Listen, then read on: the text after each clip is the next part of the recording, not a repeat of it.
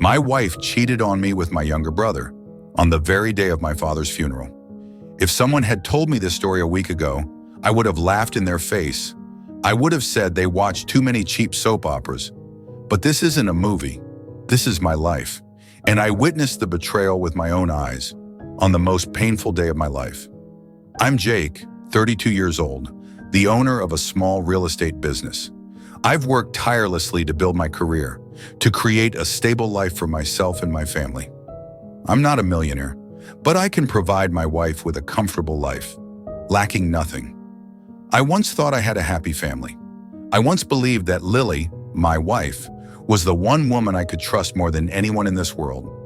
I once saw Daniel, my younger brother, as the only person I could rely on, but everything I trusted was a lie, and soon I would uncover the cruel truth behind it all.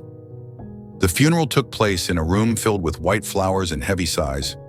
I couldn't remember who came, who said what. Everything was just a blur of sounds. I was struggling to swallow my grief, trying to appear strong. Lily, my wife, was supposed to be by my side at this moment. She should have been holding my hand, comforting me, telling me that everything would be okay. But instead, she stood in a corner of the room, eyes glued to her phone screen, texting nonstop. I glanced at her, trying not to read too much into it. Maybe it was just condolence messages from friends, but then I saw the change in her expression, a flicker of hesitation, a moment of nervousness, before she quickly shoved her phone into her pocket when she noticed me looking. Why did she look startled when I saw her phone? I could have ignored it. I could have told myself I was just overthinking. But what happened next made it impossible for me to dismiss my suspicions. She quietly slipped out of the funeral room, without a word, without a single glance back. A sense of unease slammed into my chest. My father's casket was still there. People were still mourning. But my wife had something more important to do. A part of me wanted to let it go, to keep playing the role of the grieving son and focus on my father. But my instincts wouldn't let me stand still. I got up, I stepped outside, and what I was about to see would change my life forever. The next morning, I woke up with a heavy weight pressing against my chest. The house was eerily silent. No more morning calls from my father asking if I had eaten breakfast. No more bursts of laughter when he retold an old story. I stood in front of the mirror staring at my exhausted reflection. Bloodshot eyes, dark circles carved deep from a sleepless night. I should be focusing on my father, on arranging his final affairs. But my mind couldn't escape the image of Lily from last night. She had quietly slipped out of the funeral room. Where did she go? With whom? I knew something wasn't right. I felt it the moment she flinched when she saw me watching her. And then, my phone buzzed. A message from an unknown number. Do you know who your wife was sneaking around with at the funeral? I jolted upright, heart pounding.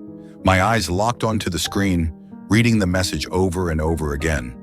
Was this some sick joke, or was it a real warning? I immediately called the number back. Ring. Ring. No answer. A few seconds later, the call was declined, and when I tried again, the number had blocked me. Why? Who would send me this message and then disappear?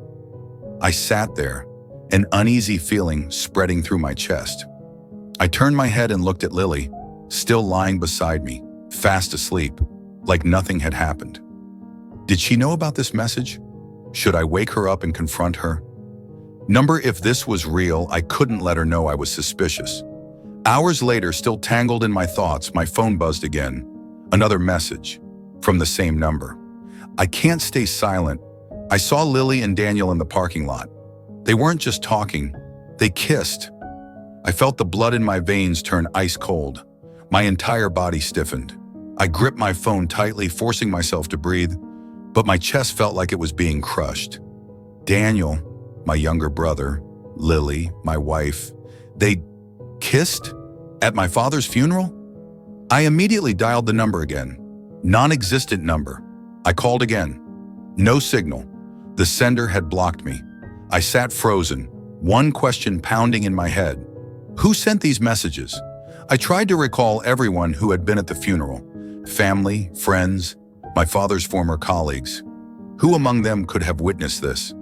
I went through every face, every handshake, every condolence. And then one name surfaced in my mind. Mark. Mark was a childhood friend of mine and Daniel's. We used to be like brothers, but in recent years he had drifted away from my family. If someone had seen what happened but didn't want to say it outright, Mark was the most likely person. I sent a message back. Mark, was it you? No response. I waited 5 minutes, 10, 30. Finally, a short message appeared. Don't ask, but check the parking lot cameras. I clenched my phone, every muscle in my body tensed. The parking lot cameras? I swallowed hard, my heart pounding faster than ever. If there were cameras, if there was proof, then the truth could no longer be denied. I had to know. I had to see it with my own eyes. And I was about to uncover the worst betrayal of my life. I stepped into the surveillance room of the funeral home.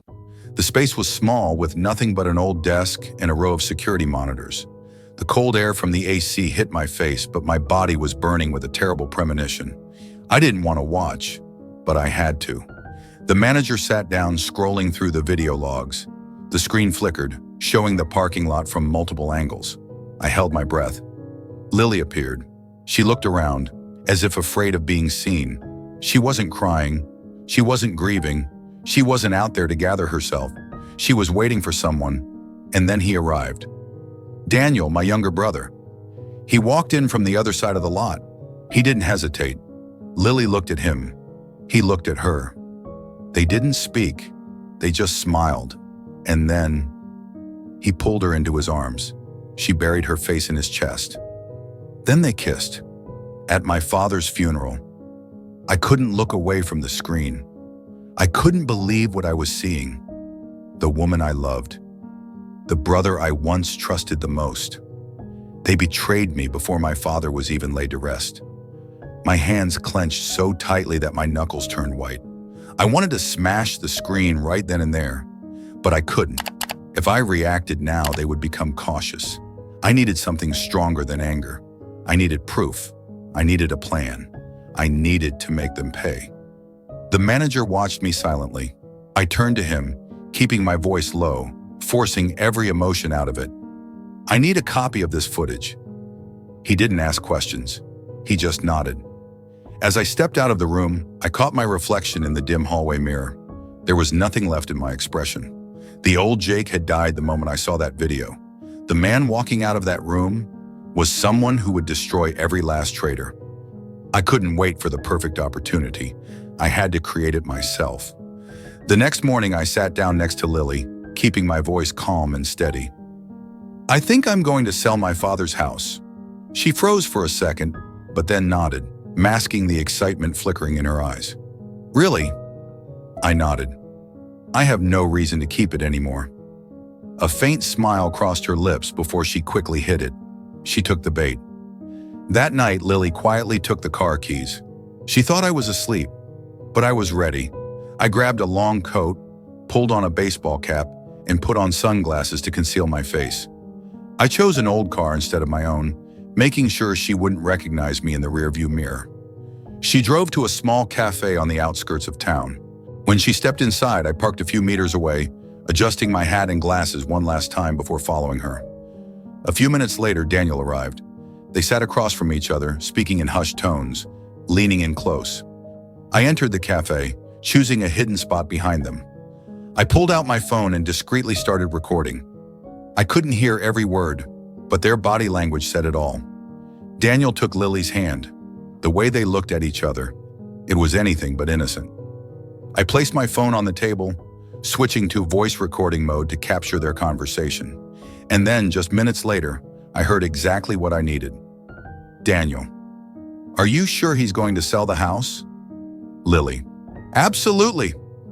I planted the idea in his head. Once the money is in the account, we disappear. I didn't need to hear anything else. I had all the proof I needed. Now it was time to expose them. 3 days later, I sat in the attorney's office. The air in the room was heavy. Familiar faces from my family sat in silence, waiting for the will to be read. Lily sat beside me, her hand resting on my thigh. a gesture of comfort, pretending to grieve, pretending to be a devoted wife. Across from me, Daniel remained composed, as if nothing about today concerned him. My mother sat quietly in the corner, completely unaware that in a few minutes, everything was about to change. The lawyer began reading, numbers, assets, investments, all listed one by one. I wasn't listening. I didn't care. I was watching Lily. Her eyes were lowered, as if in mourning, but her fingers tapped lightly against the table.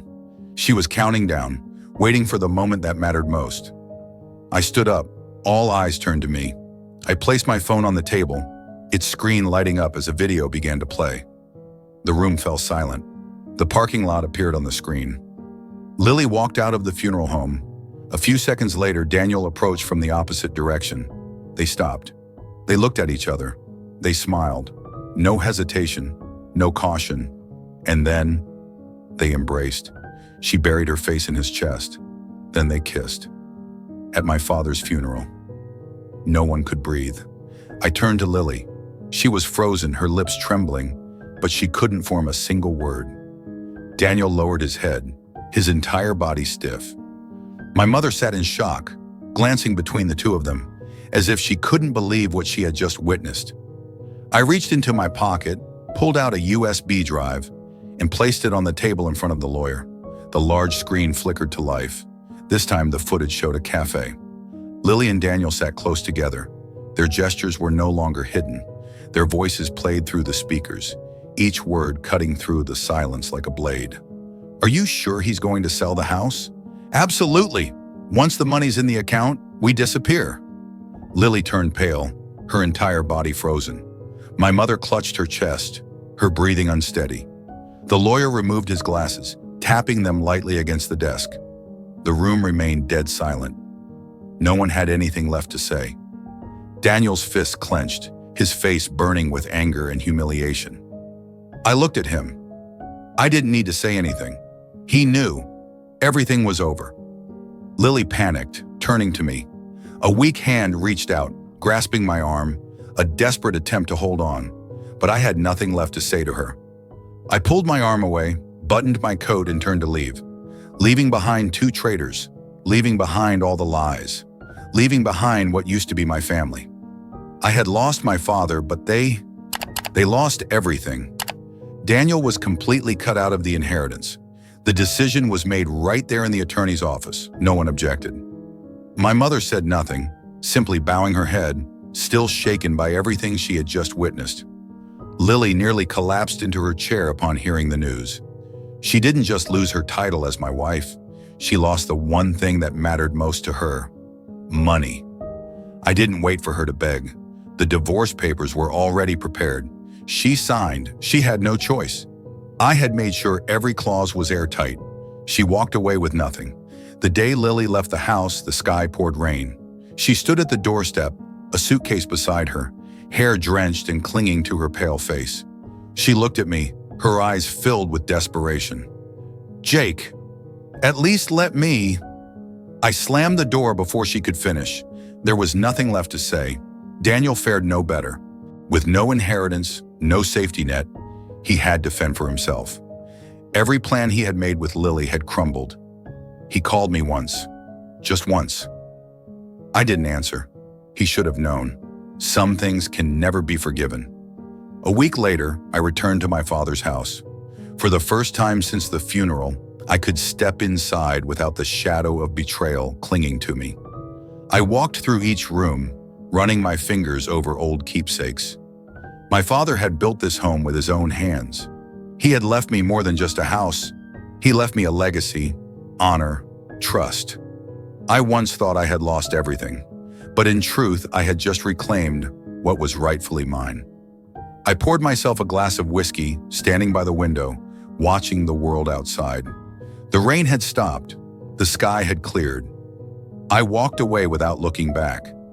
I had lost my father, but I had reclaimed my freedom and justice.